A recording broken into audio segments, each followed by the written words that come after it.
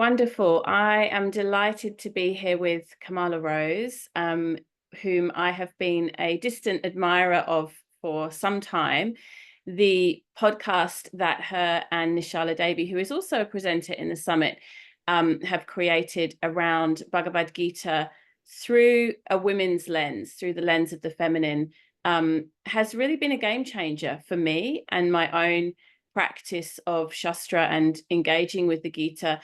And also, I was just telling Kamala before we started recording, for some of the students who are engaged in teacher training with me, like it really has given us a different perspective, which is quite special and important, I think.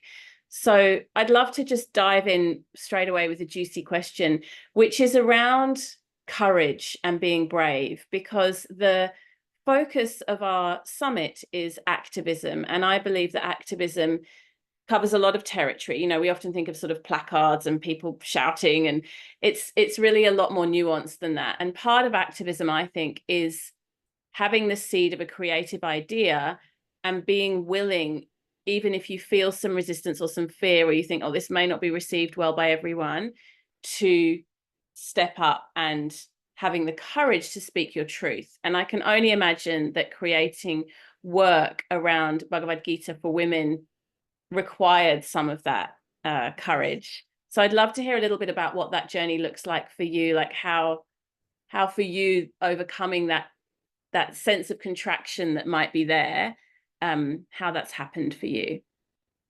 Yes, thank you so much. Thanks for inviting me to be here, Katie. It's Thank exciting you. to get to speak to so many interested yoga students, women and men across the world who are able to attend this summit. Um, I have a strong belief that the Bhagavad Gita is a powerful text for activism in this time. My own journey with the Bhagavad Gita goes back actually into my childhood, where my father was a student of the Gita. He wrote a master's thesis on Max Mueller, who was one of the early translators of the Upanishads. So I think I always had these ideas around me as a child, but growing up in the world in these last decades, we've encountered so many important activist movements that have shaped the world. The women's movement, not the least of them, international women's movement, the international movements for civil rights that have erupted all around the world, not just in times past, but are still happening in the world today. I think we live in a world that's looking to find its activist voice, and as more generations are born, we're trying to take up things that we feel are important. And for me, this is something that the Bhagavad Gita has always articulated so well.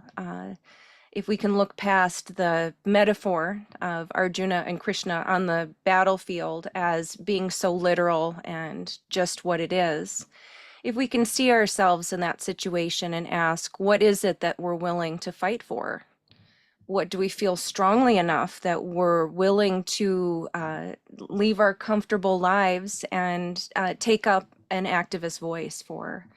I've been working with the Gita in this capacity for many years, but my work was always inside of the ashram where I lived for over 30 years. And while that was very fulfilling and filled with amazing people who share, high goals, high spiritual goals, over the kinds of cultural and political events that have happened over the last decade or more, have really kind of cauterized me to realize that it's one thing to speak to people who already understand these sort of moksha shastras.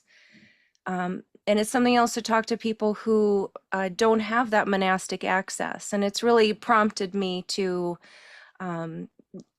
let go of my monastic vows and make an effort to work in the world. And that started, it really picked up some momentum when I met with Nischala Devi and we started working on the podcast and started to put some of those activist ideas more into practice. And launch the project and start this dialogue going. It's I'm a shy person, so it's hard for me to embrace the big world of the internet and all of the people and all of the social media and everything. I'll tell you honestly, it's intimidating, but I I feel like especially women in the world today really need all that they can to find their voices and to fight for rights that we're in danger of losing, not just in my country, but all around the world.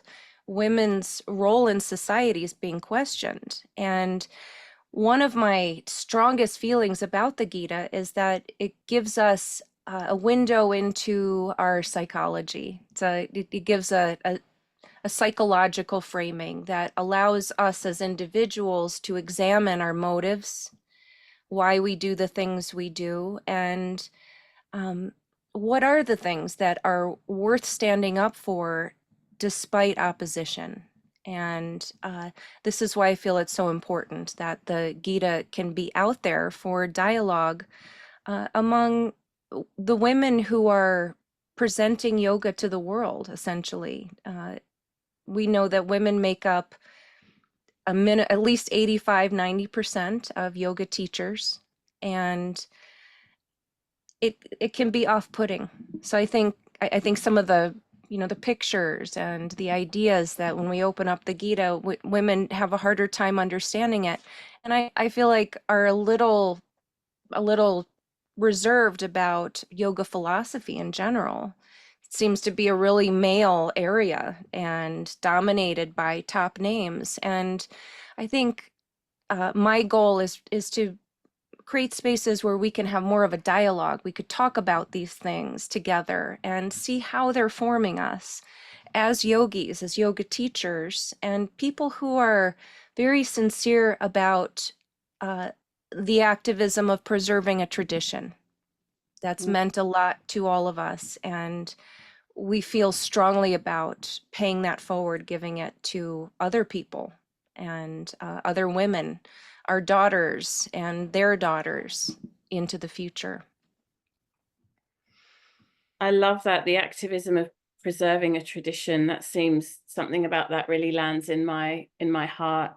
And I also agree with you that it is 80–85% of yoga teachers and practitioners, certainly in the West, are female. And yet, I mean, I remember years ago, even before the internet was really a thing, going to lots of the yoga journal summits and conferences in the States, and being very surprised that the large majority of the presenters were male and the large majority of the participants were female.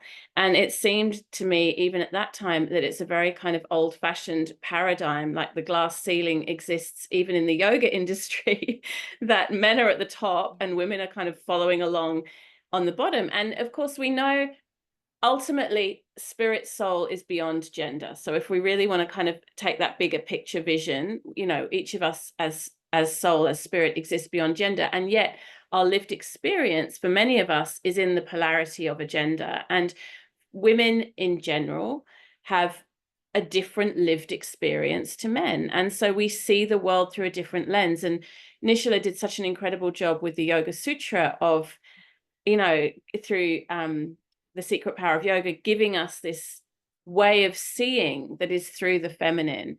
And now you two together doing similarly with the Gita. I think it's so important, because if we pick up any text or any piece of art, whether it's a painting or music or poetry, and we don't see ourselves, there's automatically a disconnect. Like, we need the experience of seeing ourselves mirrored back. And I think that's really what you are doing. You're opening the portal for that to happen for women in engaging with the Gita.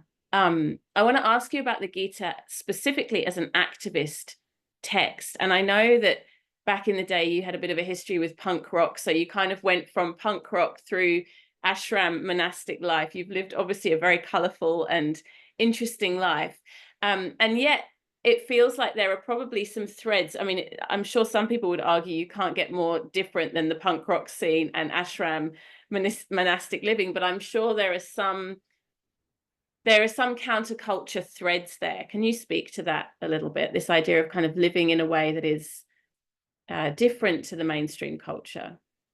Absolutely. When I was working in for a punk rock record label in Los Angeles in my early 20s, the idea of that is an anti-complacency is something that I took out of it. The idea that we're not supposed to settle in and be comfortable. And, I had plenty of psychedelic experiences too that showed me that what's happening in the world is, so many games and so many expectations. And, I think it's part of where you are in your 20s too, just sort of seeing the world for what it is. And I was involved with, the women's movement at that time and protesting the first Iraq War and having this sense that this world that's happening, I don't agree with it, right? I think, when you ask about the Gita and its teachings on being anti-establishment, I think many people have read the Gita this way, that like Thoreau writing the discourse on civil disobedience after his encounter with the Bhagavad Gita. This is where I was coming from when I went into the ashram, is an act of civil disobedience. I don't agree with this world. I'm not going to get complacent with it. And the things that were available to me at that time, even though I thought I was working on the fringe of society and I might find a niche there, I still was paid dollars less than the men who worked next to me. I still was not given maternity leave. I still wasn't getting the kind of equality that I naively assumed that the women's movement had established for us. So I found that ashram life of having that objective that, by leaving the world, we are in a way through meditation and through practice, alleviating this systemic suffering in a metaphysical way, right? Our self-transcending action contributes to the greater good in really an exponential way. And that is very much how I lived my life for 30 years, is contributing to alternatives to the transactional capitalist society that I disagree with so much, championing women's rights, helping mothers, feeding people, and trying to help the people that fall through the margins of our traditional society. I found it to be, at the time, a really strong activist gesture, right? And over the years, that developed into many of those areas. We developed a community garden, working with the ways that we can help the world, not shouting at it, but we can plant trees and educate children and help women who are in vulnerable situations, help men too, teach skills that are being lost in the world. These were a lot of things that I had time to concentrate on in the ashram, and for many years was very happy with that. But with the changes in the world, I started to see women's voices. Hard to describe. I see a lot of strong, articulate women who are occupying space in areas that were largely dominated by men, at the top of corporations, earning PhDs, teaching at advanced university levels, publishing peer-reviewed opinions, sitting on our Supreme Court, these sort of things that were breaking a lot of glass ceilings. But at the same time, when it came time to vote for our first female president in the United States. I think this was my first action that I decided to start moving away from my monastic vows, that I felt it was important that I was able to vote for the first female president. And the shock that happened after that, and seeing that, I felt like women needed to do some more soul searching.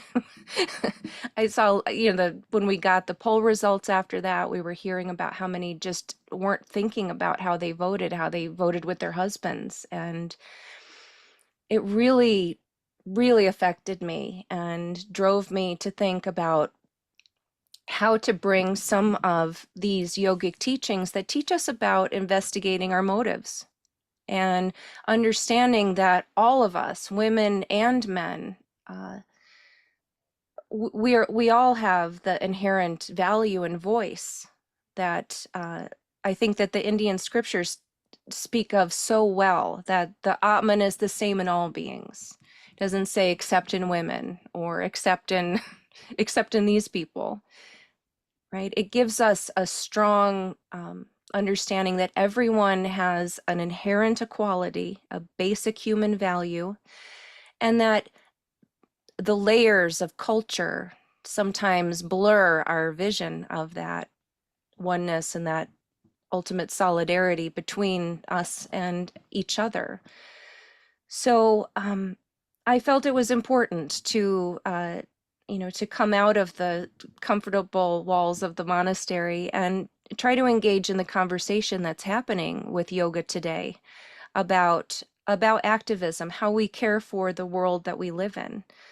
This is something that I've taken a lot from the Bhagavad Gita, is that the personal is political. I mean, everything we do, everything we say, how we act and contribute to the world is our expression of our politic, or the way we engage in our civic society. And that our actions are powerful, the things that we do and the things that we don't do, right? The things that we boycott or we decide to stand up against, not participate in, and then the things that we do participate in. I think these are some of the messages that we really need to hear as a world that's we're struggling with the idea that our temperatures are rising, natural disasters are becoming so much more common, and we have to find some way into our ethical minds to realize that conscious consumption is going to have to be the way it is. An ecological civilization has to be what we're working towards, or we won't have anything. We won't have a place. And so bridging to the ecological dimension for me is very important. And I think that especially in chapter 3 of the Bhagavad Gita, where Krishna speaks about the kind of an original covenant between humanity and the divine and the earth, right? This idea that we are co-creating, we are part of creation. Our contributions to the world are making the world, are preserving the world. And it's not just us isolated. We work together, interconnected with all of the kingdoms of nature, right? All of us are connected. And I think for a spiritual scripture, the Gita gives us a really beautiful vision of an interdependent, interconnected whole that I think needs to be our paradigm. As patriarchy is crumbling, we need something else. We need another way to approach the systemic issues that are happening in the world. And I think the basis has to be the idea that we are all dependent upon each other. We're dependent upon the earth for our food, for rain, for our own personal sustenance, and we cannot continue to treat the earth the way we have. I love the idea. I studied with Srivatsa Ramaswamy. I did my yoga training with him, And so he's such a gem with the scriptures, especially. And he introduced the idea of, when teaching about karma, that there's a point where you take too much from Prakriti. We take too much from nature, right? There's one way of being that we can exist with the necessity. We are giving back, we're taking, kind of like when we inhale, exhaling all of the breath back out, right? We're at an even balance. We can live in equanimity. I think that's what we aspire to do as yogis. But when we look at the world around us, we see people who are taking an extraordinary amount more than what they're giving back. And this imbalance is creating so much suffering. Some people have so little and some people have so much. And these are the sort of ethics that come into question, that the Gita opens up a place for us to talk about, evaluate our ethics, and understand ourselves. Why so much overconsumption? Why so much disregard for our home planet, our Earth? How are we not able to see ourselves as part of this nature? Why not? I think it's a paradigm. I think we're many of us operating just on an old paradigm, haven't thought about it enough, and why it's important to talk about it.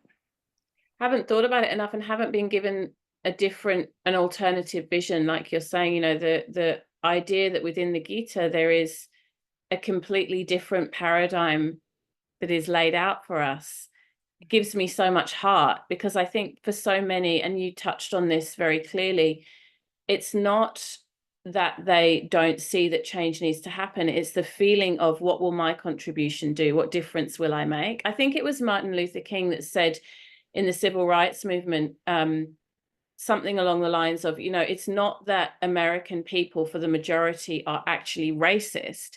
It's just that most people don't stand up and say anything. They, you know, they may actually not have racist feelings, but they will ignore racism when they witness it. And this is kind of where we are. I feel like we're in a very numb, very, you know, you said it, like women just voting according to what their husbands did. Like I feel that the teachings of the Gita and the work that you're doing and the work that we're doing it's almost like a collective kind of shake up of, like, we do have power, we do have autonomy, our voices matter. Collectively, we can create a different vision. And it's just a remembering of that, because the apathy feels very strong. I mean, even when I look, for example, at what's happening in Palestine right now, a year ago, we were fundraising for Palestine and there was a lot of energy and there was a lot of, you know, people were very passionate. A year on now, it's almost become normalized that a genocide is happening on our planet. You know, it's like people are, and there's lots of reasons for that. I'm not blaming individuals. A lot of us are feeling like we're at capacity, but this beautiful vision that the Gita gives us, that there is an alternative, there's a different way, and you've just described that so beautifully.